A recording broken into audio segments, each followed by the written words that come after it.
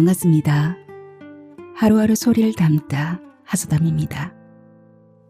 오늘 들려드릴 소설은 조규남 작가의 엄마의 꽃입니다. 엄마는 우리 모두의 그리움이죠. 그리운 엄마를 떠올리며 오늘의 소설 감상해 보십시오. 그럼 조규남 작가의 엄마의 꽃 들려드리겠습니다. 끝까지 함께 해주세요.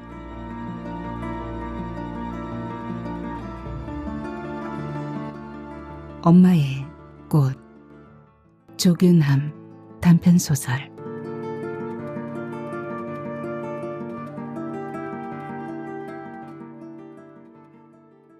바닥이 보이는 매니큐어 병을 집어들었을 때였다. 새 것으로 교체하기 위해 돌아서는데 미용실 쪽에 긴 그림자가 드리워진다. 그 정체를 확인하려고 자동 반사적으로 고개를 든다. 창문을 투과한 햇살을 밟고 여자가 가볍게 걸어 들어온다. 여자는 이따금 아침 일찍 나와 내일 케어를 받는다. 어떤 날은 숍문을 열기도 전부터 기다린다. 갑자기 기온이 급강하에 세상이 꽁꽁 얼어버린 아침이었다. 코트깃을 세우고 현관 앞에 웅크리고 있었다. 좋은 사람 만나러 가려고요. 그날 이후부터였다.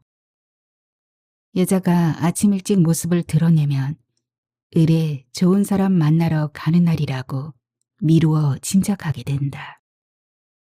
어서 오세요. 여자는 고개만 까딱하고 거치대 위로 손을 올린다.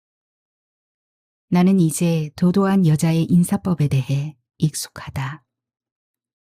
숍에 드나드는 고객들 중에 가장 말수가 적고 점잖다. 오늘도 좋은 사람 만나실 겁니까? 여자의 손톱에 여전히 빨간 매니큐어가 칠해져 있었다. 옅은 분홍빛 정장 차림에서 풍기는 화사한 분위기를 압도한다. 처음 여자의 손톱을 보았을 때였다. 매니큐어가 굳기도 전에 지니겨 버린 것처럼 결이 거칠었다. 눈을 동그랗게 뜨는 나를 보며 여자는 태연히 대답했다. 바를 줄 몰라서. 브러쉬 끝을 펴서 얇게 여러 번 발라보라고 했는데 여자는 여전히 빨간색 매니큐어를 아무렇게나 바르고 다닌다. 제가 손톱 색상을 추천해드리면 안 되겠습니까? 여자는 대답 대신 나를 똑바로 바라본다. 잔뜩 눈물을 머금은 사람처럼 눈빛이 투명하게 흔들린다. 나는 여자를 빤히 바라볼 수 없어 피부 마사지실 쪽으로 고개를 돌린다. 꼭 닫힌 문이 오늘따라 철벽처럼 단단해 보인다. 오 실장, 대학 때 결혼했다면서요. 아이도 있겠죠? 손톱을 멀거니 내려다보고 있던 여자가 갑자기 입을 연다. 나는 아이라는 말에 죄지은 사람처럼 가슴이 뜨끔하다. 요즘 들어 부쩍 인형을 사 모으는 영경의 행동에 마음이 편치 않아서일 것이다. 어제 점심때쯤 영경의 전화를 받았다. 아버님 드리려고 밑반찬 좀 장만했어. 퇴근하는 대로 곧장 집으로 와. 늦지 말라고 거듭거듭 당부하며 전화를 끊었다. 나는 평소보다 이른 시간에 숍을 나섰다. 연일 뿌옇게 일었던 황사가 말끔히 걷혀 있었다. 분주했던 하루가 씻겨나간 것처럼 기분이 가벼웠다. 퇴근길 강변도로는 이상하리만큼 뻥 뚫려 있었고 높은 건물 위로 붉은 노을이 곱게 깔려 있었다. 오랜만에 보는 아름다운 전경이었다. 아버님이 외출하셨다 조금 늦으신데 얼굴이라도 뵙고 오려면 9시 정도에 가는 게 좋을 것 같은데. 영경은 아버지와 함께 식사를 못할 바엔 집에서 밥을 먹고 가는 게 어떠냐고 했다. 나는 가벼운 마음으로 간단히 손을 씻고 주방으로 들어가 식탁 앞에 무심히 앉으려는데 음식이 놓여 있어야 할 곳에 목각 인형들이 질비하게 늘어서 있었다. 섬뜩했다. 나도 모르게 의자에서 한 걸음 물러섰다. 마트로시카야, 러시아에서 왔어. 영경은 인형을 사람처럼 소개했다. 갑자기 속이 울렁거렸다. 인형을 사 모은다는 사실을 알고 있었지만 식탁에 줄을 세워 놓을 줄은 꿈에도 생각지 못했다. 물론 작은 방 피아노 위에도 인형들을 진열해 놓았다. 곰인형을 비롯해 디즈니 세트 인형, 핑크빛 파나미사 인형, 머리가 아름다운 핑코 인형, 공단 치마가 배구공처럼 부풀려 있는 카라 인형, 여성스러움을 강조한 모자를 쓴 마리안느 인형, 기모노를 입은 일본 전통 인형과 오뚜기 같은 다로마 인형도 있었다. 인형이지만 내가 귀엽다고 생각하는 제비꽃을 닮은 오키린도 태국 인형도 앙증맞게 끼어 있었다. 모두가 근래에 구입한 것들이었다. 나는 인형을 모으는 마니아로 변한 영경에게 미안했다. 일방적으로 피임을 하고 있기 때문이었다. 결혼 초에는 당연히 피임을 해야 했다. 영경과 나는 둘 다 학생 신분이었다. 이제 학업을 마친 지도 오래되었고 나이도 30 후반이 되었다. 하지만 변함없이 피임을 한다. 표피적으로는 경제적 기반을 잡기 위해서지만 나는 절대 아이를 갖지 않을 작정이다. 영경은 가장 큰 목각 인형을 집어들어 몸체를 사정없이 뒤로 젖혔다. 텅 비어있는 인형 속으로 작은 인형을 쏙 끼워 넣었다. 인형이 인형 속으로 들어간 거야? 하고 물으려다가 입술을 움츠렸다. 영경의 표정이 너무나 진지했다. 영경은 연속해서 조금 더 작은 인형을 집어들었다. 인형을 든 손이 허공을 휘감고 내려오는가 싶더니 어느새 더 큰 인형 속으로 들어가고 있었다. 민첩한 동작이었다. 마술을 부리는 것처럼 잠시도 쉬지 않고 크기 순서대로 차례차례 집어넣었다. 마지막 5mm가 넘을까 말까한 가장 작은 인형까지 넣은 후 팔을 쭉 뻗어 식탁 가장자리로 밀쳐놓았다. 식사를 하면서도 자꾸 인형을 훔쳐보았다. 한 개로 보이는 인형이 9개의 작은 인형을 품고 있다는 게 신기했다. 인형은 서구적인 인상이었다.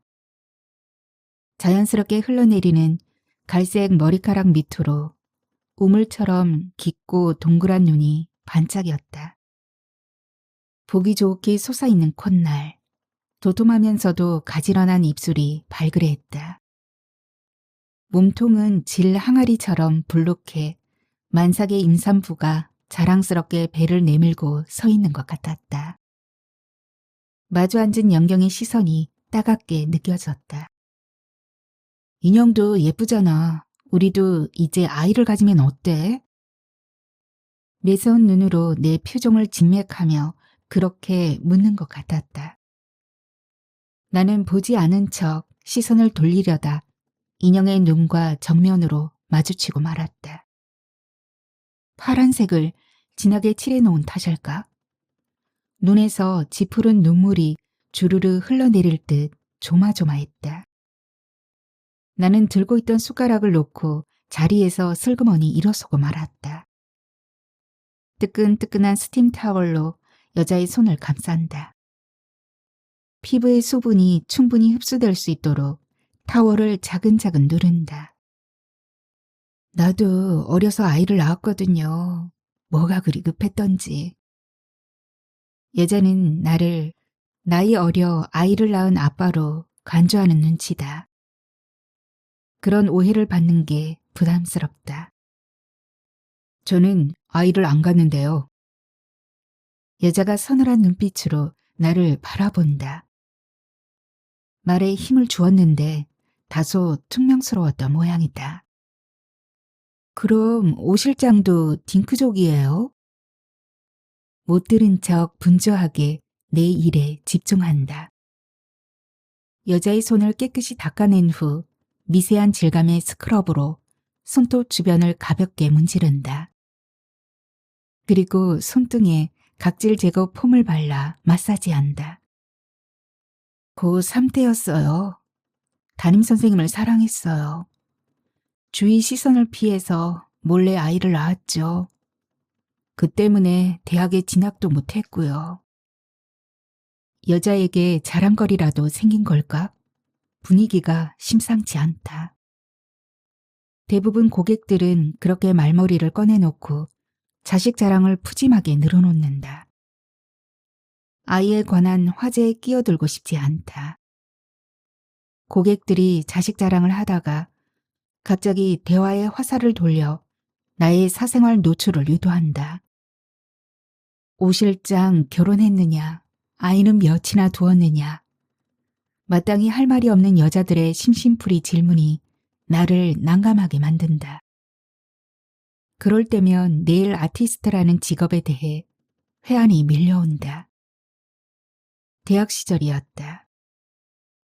첫 시간에 강의가 있는 줄도 모르고 늦잠을 잤다. 대충 가방을 챙겨 들고 헐레벌떡 집을 나섰다.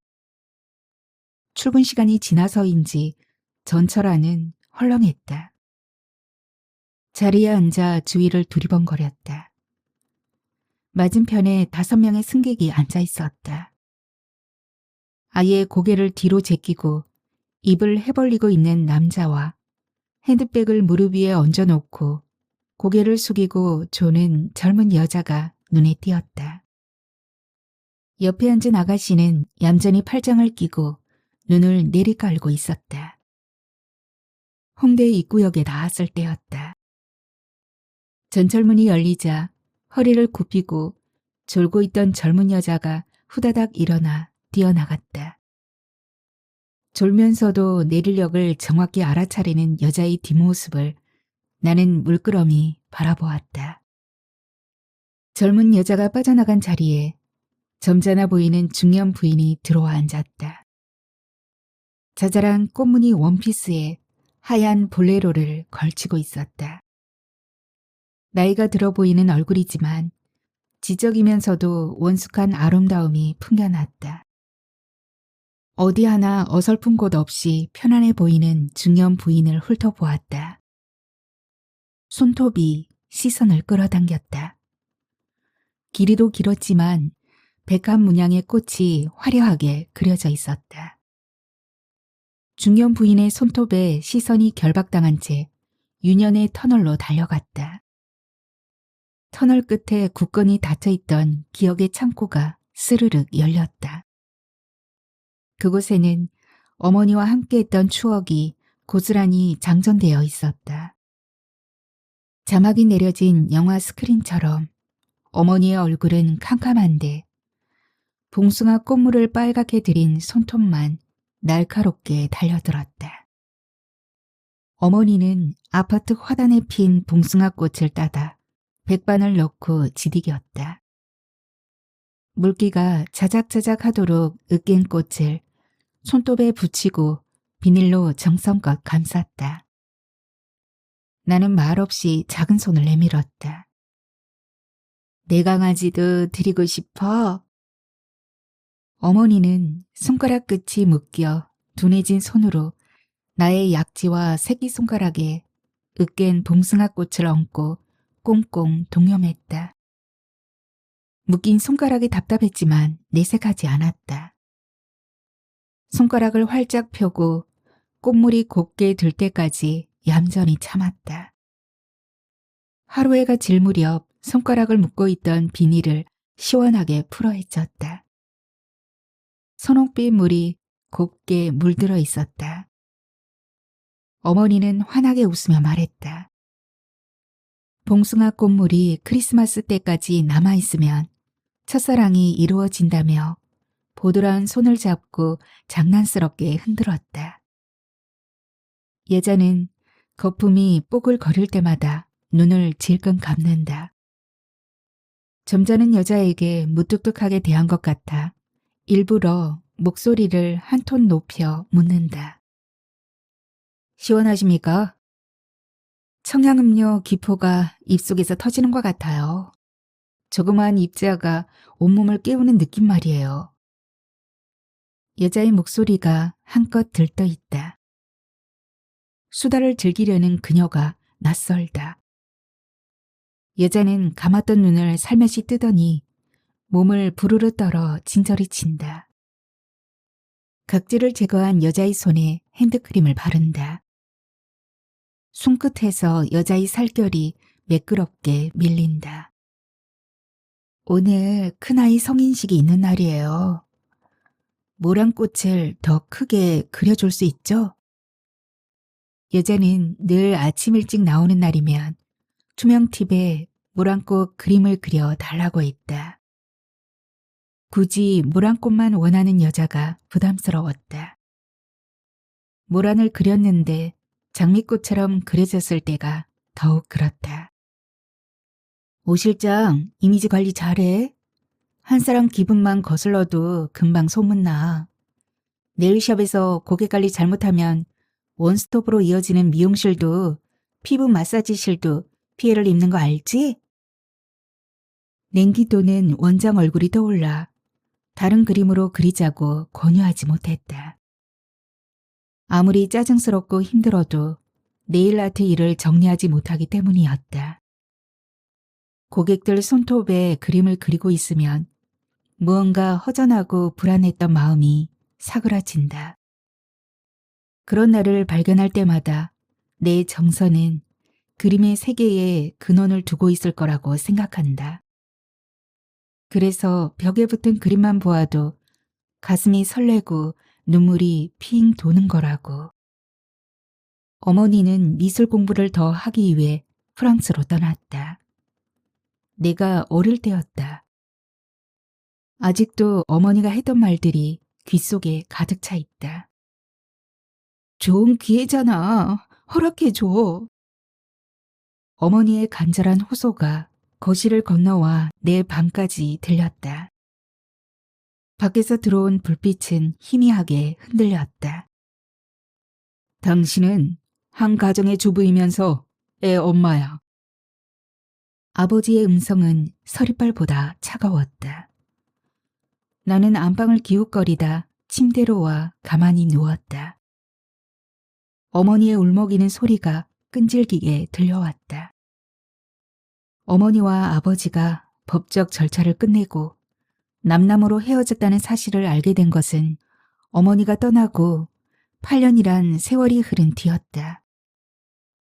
네 옳게 언니하고 끝냈다. 물을 먹으려고 주방으로 가다가 아버지의 목소리를 들었다. 일주일에 한 번씩 반찬을 해다 나르는 고모에게 한 말이었다. 나는 다리가 꺾여 거실에 쭈그려 앉았다. 어머니에 대한 기억마저 희미했지만 한 번도 어머니가 돌아오지 않을 거라는 생각은 하지 않았다. 공부 잘하고 있으면 돌아온다는 아버지의 말을 믿고 있었다. 우드 파일로 여자의 손톱을 고르고 니퍼로 끝을 다듬는다. 여자는 굳은 살이 잘 길어나는 체질이다. 손톱 가장자리에 타원형 굳은 살을 가위로 조심스럽게 도려내고 다시 한번 미세한 질감의 스크럽으로 깨끗이 닦아낸다. 팁에 모란꽃 그림을 그리기 시작한다. 아트 브러쉬와 가느다란 펜을 이용해 정교하게 표현한다. 손이 움직일 때마다 투명한 팁 위에 진 자주색 모란꽃이 기지개를 켜며 꽃잎을 펼친다. 적당한 여백만 남기고 피어난 탐스러운 꽃. 작게 그렸을 땐 언뜻 장미처럼 보인 꽃이었다. 조금 더 확대시킨 덕에 꽃잎 가장자리에 톱니바퀴 같은 뾰족한 특성이 살아난다. 실감 나도록 생생한 모란꽃에 노란 시방을 그려놓고 분홍색으로 꽃잎을 가볍게 터치한다. 여자의 단정한 정장 투피스 차림과 어우러질 수 있도록 보다 화려하고 도발적인 이미지를 연출시킨다. 진즉 크게 그려달라고 할걸. 너무 예쁘다. 언제 봐도 오 실장은 예술 감각이 뛰어나. 여자가 말끝을 흐린다. 어쩌면 타고난 운명이라고 말하고 싶은지도 모른다. 나는 여자 앞에서 나의 정체성이 발각된 기분이다. 경계의 눈빛으로 여자를 바라본다. 여자는 여전히 그림이 그려진 팁에서 눈을 떼지 못한다. 전철 안에서 중년 부인의 기이한 손톱을 본 날이었다. 머릿속에 온통 긴 손톱이 들어차 있었다. 강의를 끝내고 도서관을 향해 가는데 등나무 그늘에 영경이 혼자 앉아 있었다. 발걸음을 돌려 영경에게 다가갔다. 손톱을 길게 기르려면 어떻게 하지? 밑도 끝도 없는 질문을 불쑥 내던졌다. 영경은 무슨 말을 하고 있느냐는 눈빛으로 나를 바라보았다. 전철에서 긴 손톱에 꽃 그림을 그리고 다니는 사람을 보았어. 나 정도 길었어? 영경이 자신의 손을 내밀었다. 뾰족한 끝에 빨간색이 가늘게 칠해져 있었다. 손톱이 약간 길었지만 전철 안에서 본 길이에 비하면 어림없었다. 아니야, 4~5cm는 넘을 것 같았어. 영경은 가까이 다가앉으며 말했다. 설마 혹시 인조 손톱 아냐? 나는 인조 손톱도 있느냐며 반문했다. 영경은 분명 인조 손톱일 거라고 힘주어 말했다. 외국에서는 전시 미용을 하는 에스테틱이 성행한데 아름다움을 연출하는 포인트로 인조 손톱도 붙이고 발톱도 치장한다는 말을 들은 적이 있어. 우리나라 상해충 여자들도 많이 한다는 거야. 그러다 보면 머지않아 일반인들에게도 네일 아트가 유행하겠지. 그날부터였다. 네일 아트에 대한 정보를 찾아다녔다. 깊이를 파고들수록 좁은 공간에 그림을 그리는 창조적인 예술 작업에 매력이 느껴졌다. 전문 네일숍도 많지만 미용실이나 피부 마사지실에서 병행하고 있다는 사실도 알아냈다. 10개의 팁을 마무리에 드라이기에 놓고 허리를 편다. 여자는 무표정한 얼굴로 우두커니 앉아있다. 나는 잠시 시문을 뒤적거린다. 예전엔 아무렇지 않던 침묵이 이상하리만큼 어색하다. 아드님도 사모님 닮았습니까? 잔뜩 무겁게 내려앉은 실내 공기를 참지 못하고 입을 연다. 여자는 씁쓸한 표정을 짓는다. 대부분의 자식들은 부모를 닮지요. 순간 나는 영경이 했던 말이 떠오른다. 자기처럼 잘생긴 사람 피줄을 이어받은 아이는 어떤 모습일까? 훤칠한 키에 올랜도 블룸보다 잘생긴 얼굴. 상상만 해도 황홀해져.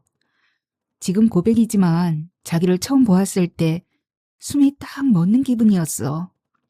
내 미모도 이만하면 됐고 자기 반, 나 반, 닮은 아이 하나만 안 될까? 군대를 제대하고 안정된 돈벌이를 하자 영경은 아이 얘기를 은근슬쩍 내비쳤다. 사뭇 가슴이 설레는지 얼굴이 상기되어 있었다. 나는 영경의 얼굴을 보면서 생각했다. 어머니도 미래에 태어날 아이가 궁금해서 가슴이 설렌 적이 있었을까? 어머니의 얼굴을 들여다보듯 영경의 얼굴을 빤히 들여다보았다.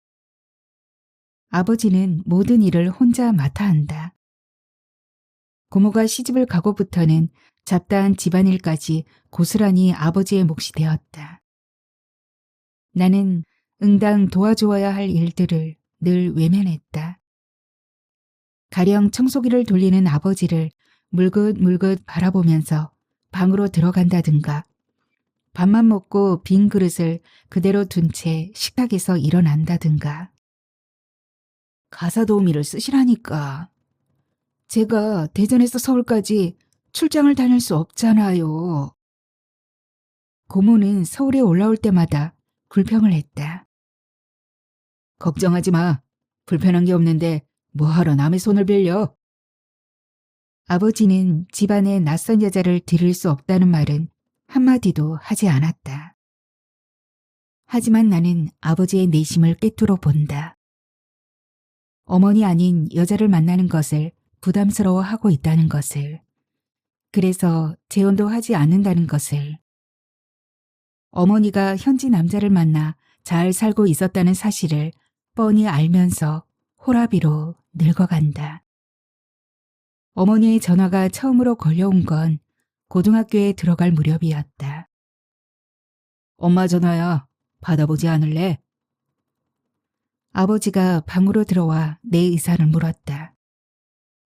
나는 아무 말 없이 헤드폰을 끼고 시끄러운 음악을 들었다. 한참 동안 내 동정을 바라보고 있던 아버지는 수화기에 대고 거짓말을 했다.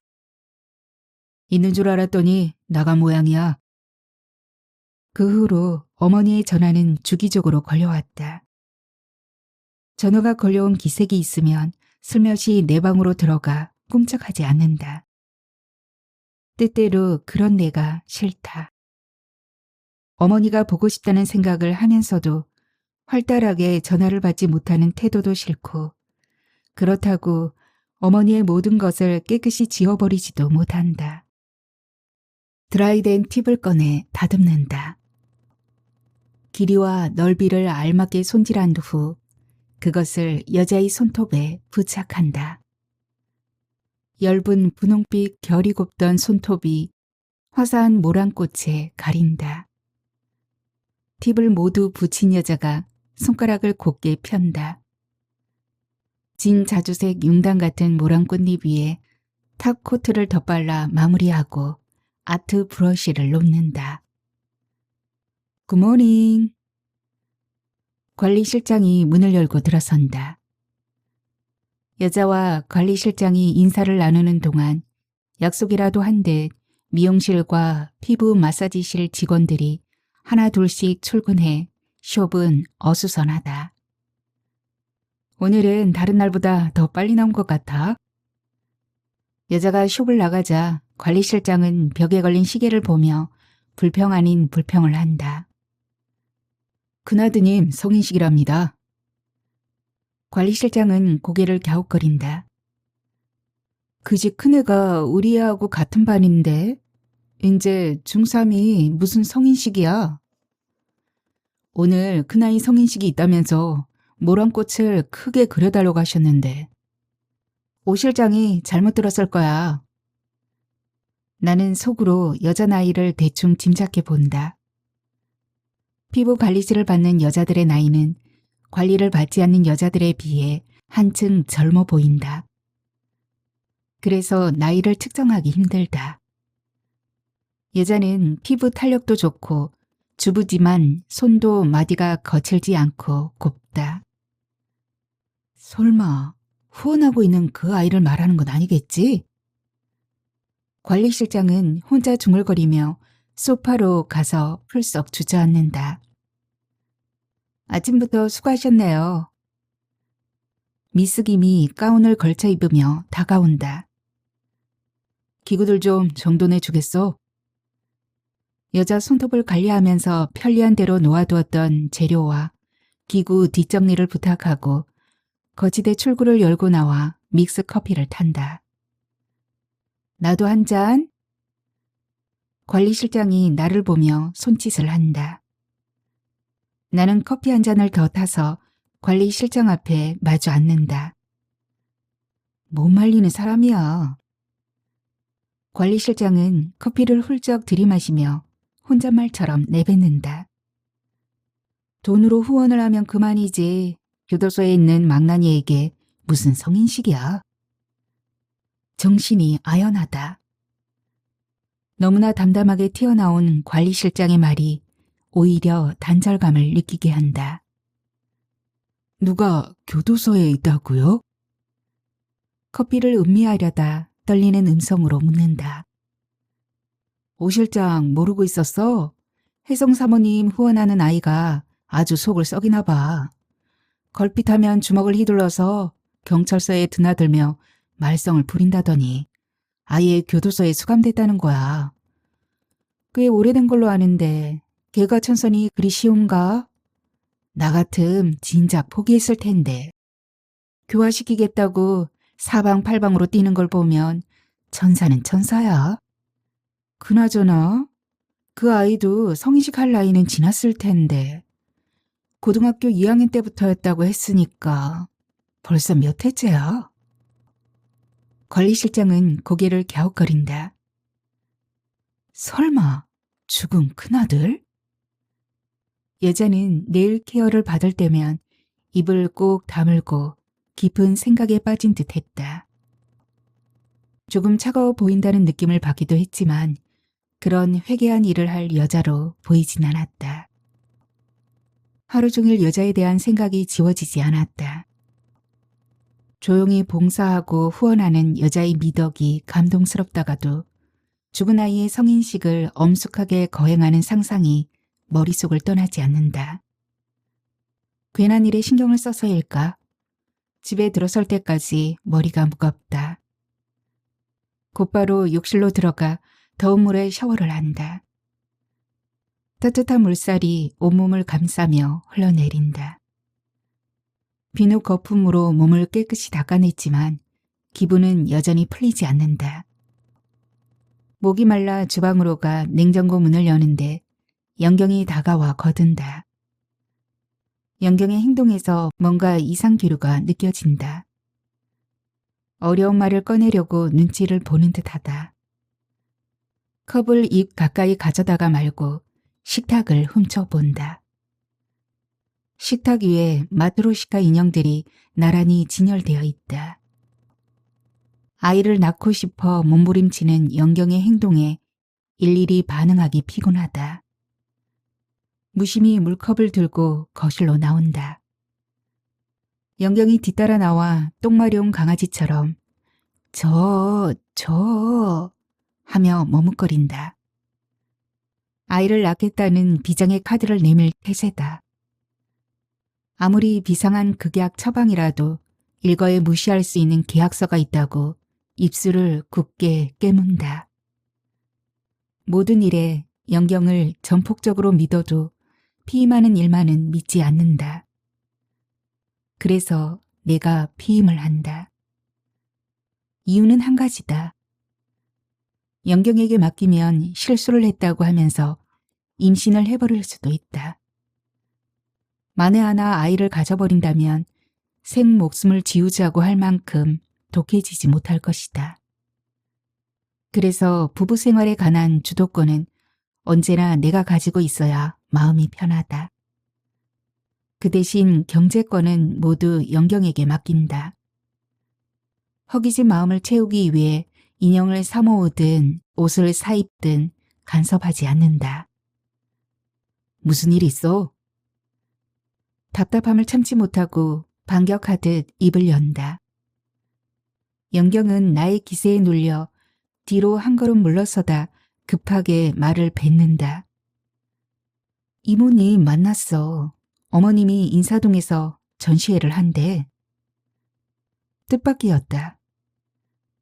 어머니를 생각하면 살짝 건드리기만 해도 튀어오를 스프링처럼 화가 치민다. 눈을 부라리며 영경에게 달려든다. 그래서 그 여자도 만났다는 거야? 자기 어머니를 어떻게 그 여자? 누가 내 어머니야? 너는 도대체 왜 시키지 않는지만 골라서 하니? 저 식탁에. 영경을 당장 잡아 족칠 듯 달려든다. 영경은 나를 피해 재빨리 주방으로 도망친다. 더 이상 어머니를 만나지 못하게 다짐을 받아두려고 뒤를 쫓아 들어간다. 식탁 위에 물컵을 탁 소리나게 내려놓는다. 저거 당장 치우지 못해? 계약서는 폼으로 쓴 줄 알아? 저런 거 늘어놓고 아이 낳자고 시위하려면 당장 헤어져. 1. 아이는 절대로 낳자고 하지 말 것. 2. 아버지가 거동을 하실 수 있는 한 모시고 살겠다고 나서지 말 것. 3. 외국에 있는 어머니에게서 전화가 오면 받아보라고 권하지 말 것. 이걸 조건이라고 계약서에 날인을 하래? 모두 다 내가 하고 싶지 않은 것들이야. 영경은 주저없이 계약서의 내용에 동의했다. 신혼 초 영경은 계약서 내용을 착실히 지켰다. 결혼한 것만으로 황홀해 아이를 낳자는 말은 한마디도 내비치지 않았다. 몇 번인가 남의 집 전세를 사느니 아버지의 집으로 들어가 살면 어떠냐고 했을 뿐이다. 그때마다 나는 아무런 대꾸도 하지 않았다. 아버지가 호라비로 고스란히 늙어가는 모습이 궁상맞아 보인다. 어머니가 재혼에 잘 살고 있었다는 사실을 뻔히 알면서 전화가 걸려오면 불평 없이 받아준다. 오, 사랑하는 내 아들이라고 부르짖던 어린 자식과 선량한 남편을 버렸으면 미련 없이 잊을 일이다. 그런데 어느 땐가부터 이혼한 전 남편에게 뻔질나게 전화를 한다. 그런 몰염지한 어머니와 예수인 척 부처인 척 위선을 떨며 어머니의 전화를 받아주는 아버지를 싫어한다. 때때로 내 자신도 싫다. 어머니와 연결된 나의 잠재의식의 탯줄을 끊어내지 못하고 네일 아트라는 직업을 선택한 것도 싫고 그 직업을 떠나면 숨이 막혀 죽을 것 같은 미묘한 불안감에 사로잡히는 일도 싫다.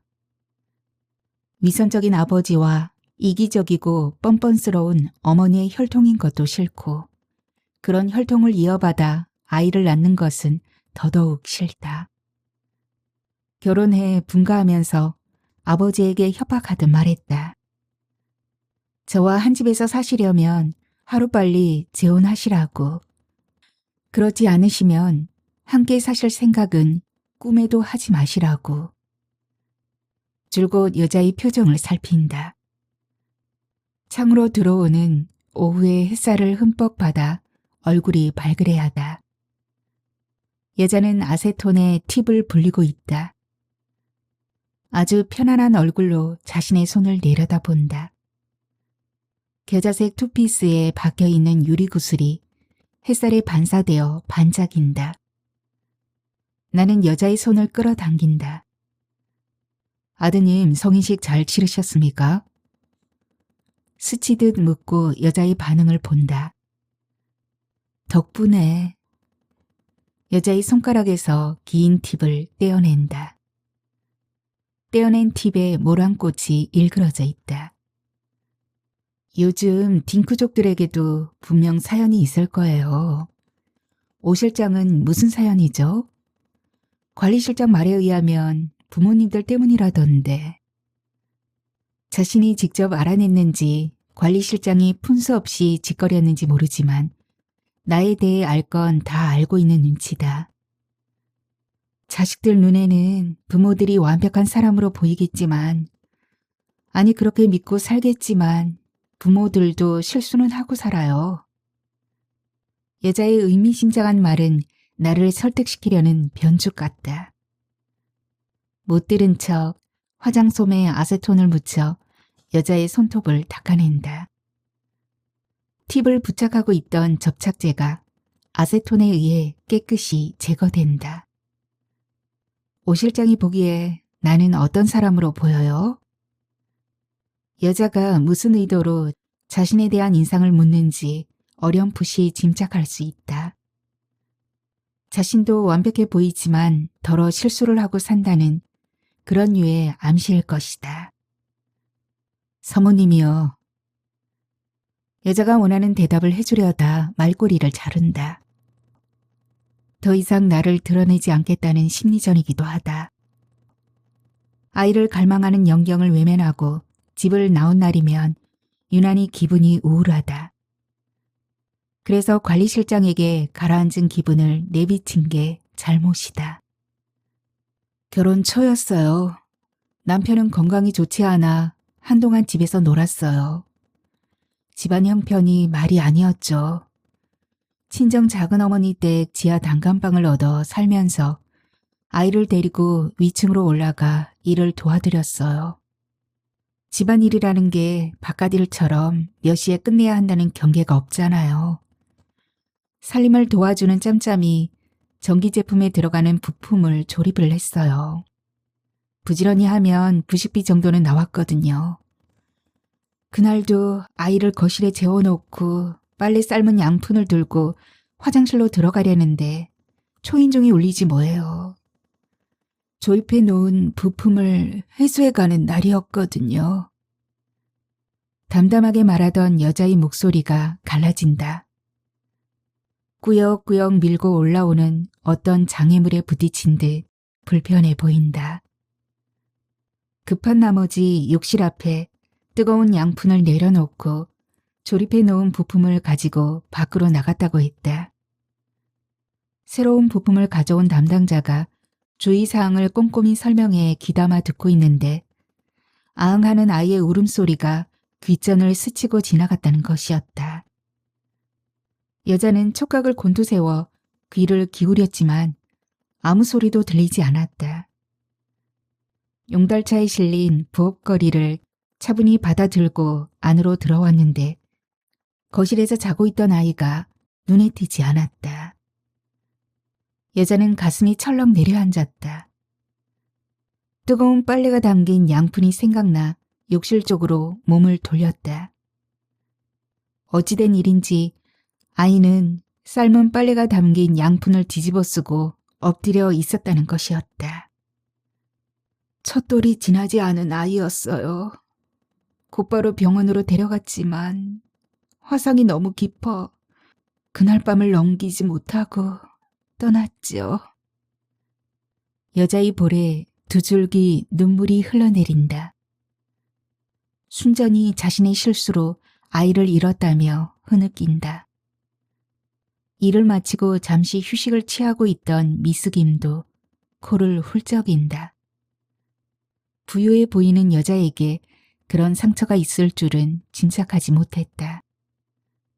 물론 관리실장의 입을 통해 아이가 죽었다는 사실을 어렴풋이 알고 있었지만 가슴 깊이 새겨진 아픈 사연까지 유추해내지 못했다. 가난하게 살지 않으려고 빚을 얻어 식당을 시작했어요. 찜닭 전문 식당이었는데 생각보다 잘 되더라고요.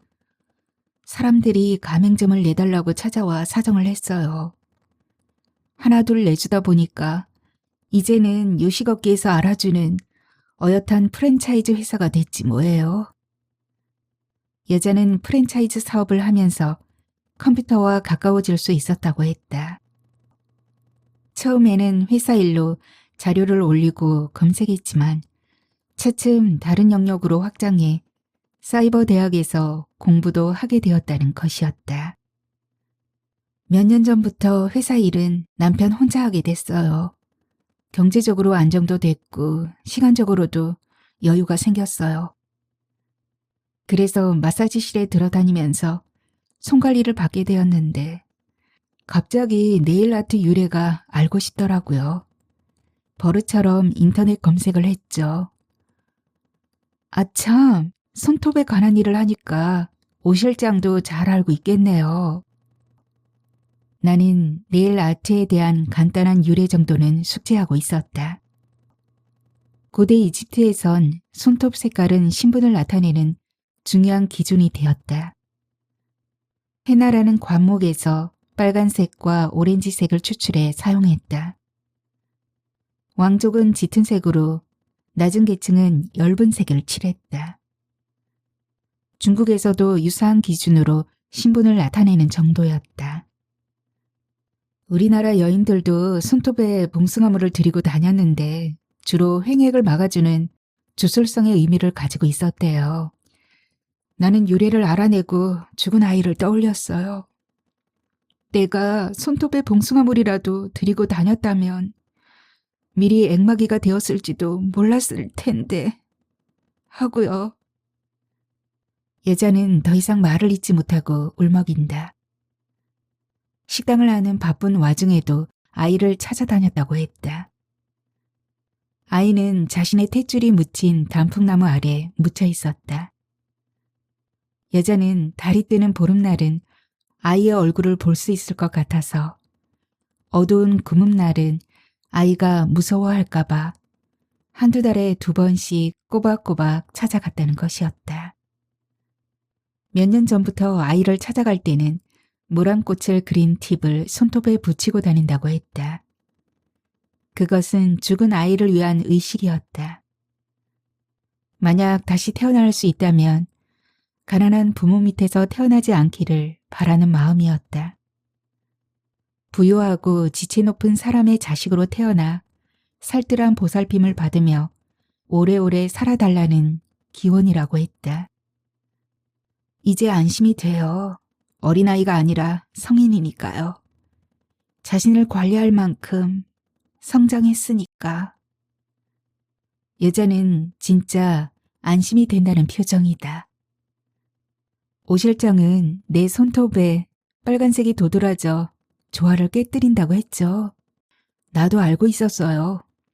다만 살아있는 아이들에게 횡액이 미치지 못하도록 앵마기를 하느라 빨간색을 칠했을 뿐이에요. 근데 오늘만큼은 그렇게 하고 싶지 않네요. 오 실장이 내 분위기에 꼭 맞는 색깔을 골라줄래요? 가슴이 먹먹하다. 여자가 아이를 찾아가는 모습이 상상된다. 모자의 만남은 끈끈하고 뜨거웠을 것이다. 아가야, 엄마 손톱을 봐라. 너를 위해 모란꽃을 그렸단다. 모란꽃은 왕을 상징하는 꽃이란다. 여자의 목소리 뒤에 또 다른 음성이 솟아오른다. 오, 나의 아들. 고개를 똑바로 들고 내 손톱을 봐. 너에게 나쁜 일이 미치지 말라는 뜻에서 엄마 손톱에 봉숭아 꽃물을 들였어. 이게 이 세상 모든 엄마의 마음이란다. 조곤조곤 들려오는 어머니의 목소리가 이명처럼 웅웅거린다. 귀를 막는다. 이명을 털어내려고 애를 쓰지만 그럴수록 웅웅 소리를 내며 들리는 어머니의 목소리가 나를 조인다. 사람에게 자식을 낳는 일처럼 숭고한 일이 또 있을까요? 자식이 없으면 출생일과 사망일밖에 남지 않겠죠. 나는 자식이 있어서 행복해요. 어리석은 내가 인생을 나름대로 판단할 수 있는 지혜를 깨달은 것도 자식들을 통해서였으니까요. 죽음이 얼마나 허망한 건지, 살아 숨쉰다는 게 얼마나 경건하고 조심스러운 건지. 다시 여자의 손톱을 닦고 또 닦는다. 뭐니 해도 사람에게 꽃피는 봄은 자식을 낳아 기를 때예요. 세상살이가 힘들어 짜증을 내다가도 아이들 얼굴만 보면 절로 웃음이 나오거든요. 오 실장, 봄에 씨앗을 뿌려야 꽃이 피고 열매가 맺혀야 가을에 추수를 할 수 있어요. 여자는 깊은 곳에서 한숨을 끌어올려 길게 내쉰다. 나는 여자의 손톱만 반복해 닦아낸다. 묵묵히 손을 움직이고 있지만 가슴에서 뜨거운 기운이 뭉글뭉글 올라온다. 노란 햇살 알갱이가 모든 생명을 물오르게 하는 봄이 사람에게도 있다니. 1년에 한 번 미친 듯이 온 세상을 채색하는 자연의 봄이 인간에게는 자식을 낳고 기르는 일이라니. 몰랐던 사실을 새삼 깨달은 듯 여자보다 더 긴 한숨을 몰아쉰다. 멍청하게 유리창을 바라본다. 그곳에서 영경의 모습이 아른거린다. 어머니와 화해를 시키려고 서툴게 중재하다 절절 매는 모습이 애처로웠다. 나는 영경의 호의를 꼬투리 삼아 다산을 상징하는 인형을 쓰레기통에 버리게 했다. 손톱만한 미안함도 죄의식도 없이 그녀의 봄을 송두리째 뽑아버렸다. 걸핏하면 계약서를 들이대며 엄포를 놓는 것으로도 모자라 제대로 숨도 쉬지 못하게 짓밟아 버렸다. 오늘 아침 출근 때도 그랬다. 영경은 큰 죄를 지은 사람처럼 안절부절 못했다. 그런 영경에게 다녀오겠다는 말 한마디 없이 대문을 쾅 닫고 나와버렸다. 아트 브러쉬에 에나멜을 묻힌다. 스폰지 아스팔라시 오렌지색이다. 그것을 여자의 손톱에 얇게 펴 바른다. 매끄럽게 윤기가 나도록 정성을 쏟는다. 스폰지 아스팔라시 오렌지색은 여자의 옷 색깔과 조화를 이루어 세련미를 자아낸다. 안정감 있고 풍요로운 가을 색깔이다. 벽장 가까이 다가간다. 다양한 색깔을 담고 있는 매니큐어 병들이 줄지어 서 있다. 그것들을 점검하듯 하나하나 들여다본다. 드라이기에 손톱을 말리고 있는 여자가 나를 올려다본다. 그만 말려도 될까요? 대답 대신 여자의 손톱을 건너다 본다. 여자의 손톱에 멋진 그라데이션을 완성시켰듯 영경에게 꽃이 아름답게 피어있는 봄을 완성시켜 줄까? 아무도 모르게 샵 구석에 걸린 재킷 안 호주머니를 뒤진다. 꼭꼭 숨겨놓은 콘돔이 잡힌다. 슬그머니 꺼내 들고 쓰레기통이 있는 쪽을 바라본다.